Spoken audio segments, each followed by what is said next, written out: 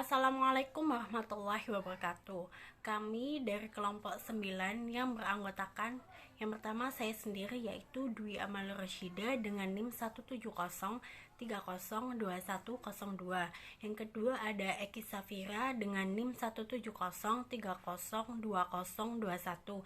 Yang ketiga ada Sanggita Wahyuning Tias dengan NIM 170302047. Dan yang keempat ada Roni Setiawan dengan NIM 170302099. Di sini saya akan mempresentasikan tentang materi ekuitas. Bentuk organisasi perusahaan. Dari 3 bentuk utama organisasi bisnis yaitu kepemilikan, kemitraan, dan perusahaan. Bentuk perusahaan yang paling mendominasi, meskipun bentuk perusahaan memiliki sejumlah kelebihan dan kekurangan dibanding 2 bentuk lainnya.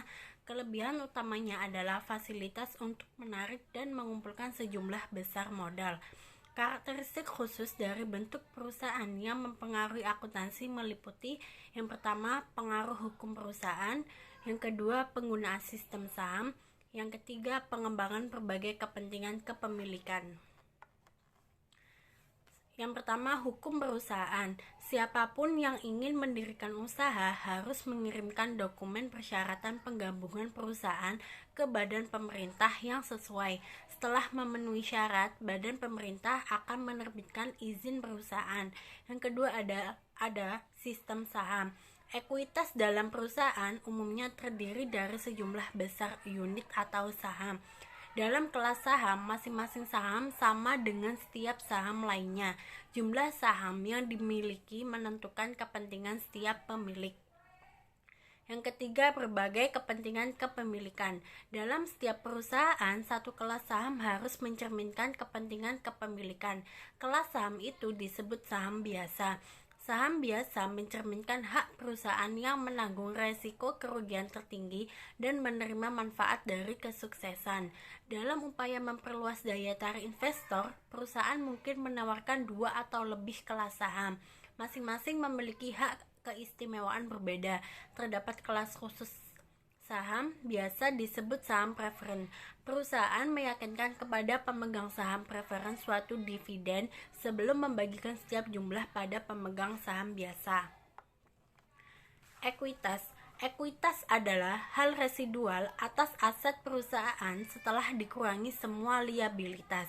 Ekuitas sering disebut sebagai ekuitas pemegang saham atau modal perusahaan. Ekuitas sering dikelompokkan pada laporan posisi keuangan ke dalam kategori berikut. Yang pertama, modal saham, yang kedua, premi saham, yang ketiga, saldo laba, yang keempat, akumulasi penghasilan komprehensif lain, yang kelima, saham treasury, yang keenam, kepentingan non-pengendali hak minoritas. Klasifikasi tersebut membantu penggunaan laporan keuangan untuk lebih memahami hukum atau pembatasan lainnya. Perusahaan sering membuat perbedaan antara modal kontribusi atau modal disetor dengan modal yang diperoleh. Modal kontribusi, jumlah total yang dibayarkan pada modal saham, jumlah yang diberikan oleh pemegang saham kepada perusahaan untuk digunakan pada bisnisnya. Modal kontribusi mencakupi item-item seperti nilai pari semua saham yang beredar, serta premi dikurangi diskonto penerbitan. Modal yang diperoleh, modal yang berkembang dari operasi yang menguntungkan. Modal ini terdiri dari semua laba yang tidak dibagikan yang terus diinvestasikan pada perusahaan. Penerbitan saham. Dalam penerbitan saham, perusahaan mengikuti prosedur sebagai berikut. Yang pertama, badan pemerintah berwenang harus mengotorisasi saham, umumnya dalam sertifikat penggabungan atau piagam. Yang kedua, perusahaan menawarkan saham untuk dijual, melakukan kontrak untuk menjual saham. Yang ketiga, setelah menerima pembayaran saham, perusahaan menerbitkan saham. Masalah akuntansi dalam penerbitan saham. Yang pertama, nilai pari saham. Yang kedua, saham tanpa nilai pari. Yang ketiga, saham yang diterbitkan dengan efek lain. Yang keempat, saham yang diterbitkan dalam transaksi non-kas. Yang kelima, biaya penerbitan saham. Nilai pari saham. Nilai pari saham tidak ada hubungannya dengan nilai wajar. Yang kedua, penerbitan saham dengan nilai pari saham yang rendah membantu perusahaan menghindari kewajiban kontingensi ketika saham dijual di bawah pari. Saham preferen atau saham biasa yaitu saham yang merefleksikan nilai pari atas saham yang diterbitkan. Agio saham yaitu nilai lebih atas nilai pari yang dibayarkan oleh pemegang saham. Yang kedua, saham tanpa nilai pari. Alasan penerbitannya yang pertama menghindari kewajiban kontingensi, yang kedua menghindari kebingungan di dalam pencatatan nilai pari versus nilai pasar atau fair market value. Saham tanpa nilai pari harus dicatat sebesar nilai saat diterbitkan tanpa agio saham. Jika regulasi mengharuskan adanya nilai yang diterbitkan pada saham tanpa nilai pari, maka selisih nilai yang ditetapkan dengan harga saat diterbitkan dicatat sebagai agio saham. Saham tanpa nilai pari, contohnya PT Merapi memiliki 1000 lembar saham biasa yang diotorisasi tanpa nilai pari. Jika PT Merapi menerbitkan kembali 200 saham dengan harga Rp500 per lembar saham, maka akan dicatat kas 100.000, saham biasa 100.000. Tetapi jika saham yang diterbitkan memiliki nilai yang ditetapkan sebesar Rp200, maka pencatatannya adalah sebagai berikut. Kas 100.000 pada saham biasa 40.000 dan agio saham biasa 60.000.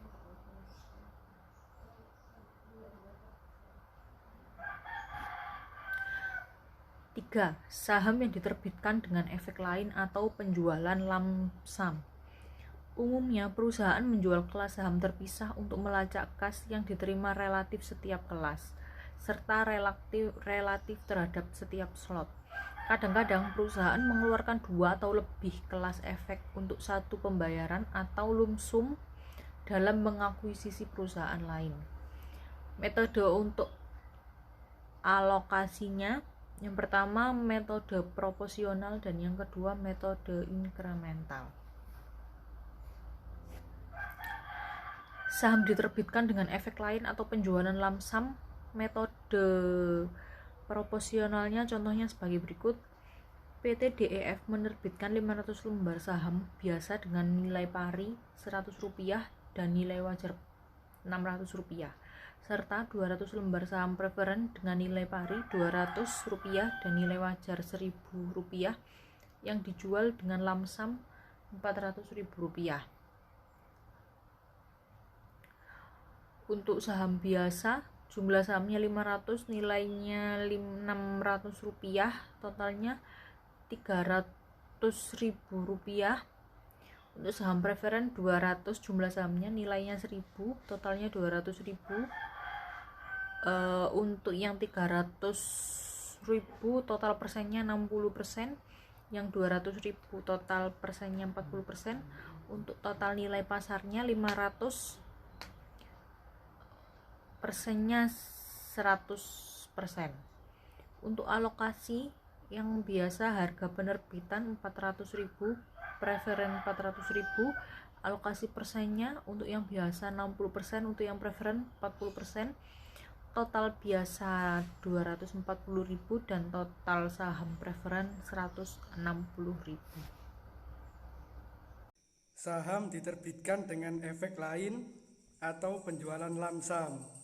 Metode proporsional, contohnya PT DEF menerbitkan 500 lembar saham biasa dengan nilai pari 100 dan nilai wajar 600, serta 200 lembar saham preferen dengan nilai pari 200 dan nilai wajar 1.000 yang dijual dengan lump sum 400.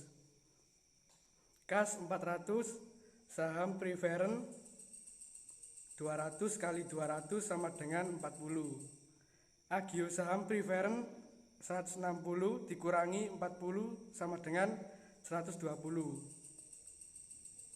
Saham biasa 500 dikali 100 sama dengan 50. Agio saham biasa 240 dikurangi 50 sama dengan 190.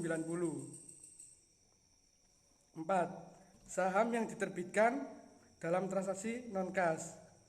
Perusahaan harus mencatat saham yang diterbitkan dengan non-kas pada yang pertama, nilai wajar atas barang atau jasa yang diterima. Yang kedua, jika nilai wajar atas barang dan jasa tidak dapat diukur dengan handal, gunakan nilai wajar saham yang diterbitkan. Saham yang diterbitkan dalam transaksi non-kas, contohnya PT GHI menerbitkan saham biasa sebanyak 20.000 lembar dengan nilai pari 500 untuk mendapatkan paten atas produk PT GHI. PT GHI tidak dapat menentukan nilai wajar saham, tetapi dapat menentukan nilai wajar paten sebesar 1.200.000. Paten 1.200.000. Saham biasa 1 juta, agio saham 200. 5. Biaya penerbitan saham. Ketika perusahaan menerbitkan saham, perusahaan harus melaporkan biaya langsung yang dikeluarkan untuk menjual saham, seperti biaya underwriting, biaya akuntansi dan hukum, biaya pencetakan dan pajak sebagai pengurangan jumlah yang dibayarkan. Biaya penerbitan harus mengurangi kas yang diterima dari penjualan saham. Perolehan kembali saham. Alasan perusahaan membeli kembali saham beredarnya sendiri. Pertama, meningkatkan earning per share dan return on equity. Kedua, menyediakan saham untuk kontrak kompetensi pegawai atau untuk memenuhi kebutuhan merger potensial. Ketiga, menggagalkan usaha pengembalian atau untuk mengurangi jumlah pemegang saham. Keempat, mempengaruhi harga pasar dengan meningkatkan permintaan, harga stabil atau meningkatkan. Saham treasury. Reakuisisi saham yang telah dibeli kemudian ditarik atau retirement atau dijual kembali di masa depan. Jika saham tidak ditarik dari peredaran, maka disebut saham treasury. Saham treasury tidak digolongkan ke dalam aset dan mengurangi nilai aset bersih. Kepemilikan saham treasury tidak memberikan hak-hak pemegang saham. Pembelian saham treasury. Perusahaan menggunakan dua metode, yaitu metode biaya dan metode nilai pari. Metode biaya menghasilkan pendebitan akun saham treasury untuk biaya perolehan kembali, dan dalam melaporkan akun ini sebagai pengurang ekuitas pada laporan posisi keuangan. Untuk metode nilai pari, mencatat semua transaksi atas saham treasury pada nilai parinya, dan melaporkan saham treasury hanya sebagai pengurang modal saham. Penjualan saham treasury. Perusahaan biasanya menerbitkan ulang atau menghentikan saham treasury. Saat menjual saham treasury, akuntansi untuk penjualan tergantung pada harga.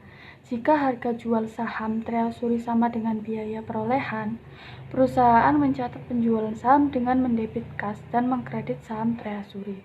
Namun dalam kasus di mana penjualan saham treasury di atas biaya perolehannya, maka perusahaan mengkredit selisihnya ke premi saham.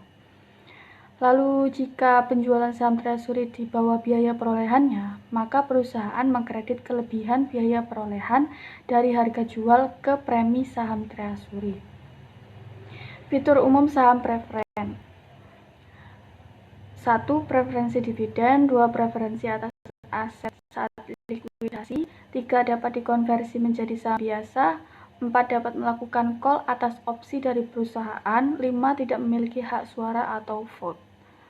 Kebijakan dividen. Alasan distribusi dividen tidak dimaksimalkan berdasarkan jumlah laba ditahan yang tersedia, yaitu memelihara persetujuan dengan kreditur, memenuhi persyaratan regulasi negara atau UU PT, membiayai pertumbuhan dan ekspansi, mempengaruhi arus kas atau likuiditas, berjaga terhadap kemungkinan kerugian dan masalah likuiditas. Jenis-jenis dividen ada 4 macam, yaitu dividen kas, dividen properti, dividen likuidasi, dan dividen saham. Semua dividen selain dividen saham mengurangi total ekuitas perusahaan. Ketika perusahaan mengumumkan dividen saham, perusahaan tidak membayarkan sejumlah aset atau mengakui kewajiban, tetapi hanya menerbitkan saham tambahan ke masing-masing pemegang saham. Terima kasih, sekian presentasi dari kelompok kami. Wassalamualaikum warahmatullahi wabarakatuh.